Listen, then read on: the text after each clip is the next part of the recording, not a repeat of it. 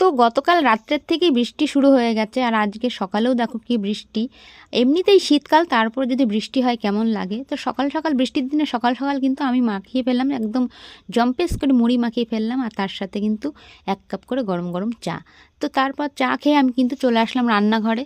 আর রান্নাঘরে কিন্তু আজকে এসে কিন্তু রান্না করা ভাতই কিন্তু আমি আরেকবার করে রান্না করে নিচ্ছি, কারণ গতকাল আমাদের বিরিয়ানি নিমন্ত্রণ ছিল, তাই রাত্রে কেউ খায়নি। তো তার জন্য আমি আজকে আবার সেই গরম ভাতটাকে জলের ভেতর ফুটিয়ে আজকে আমি রান্না করে নিলাম।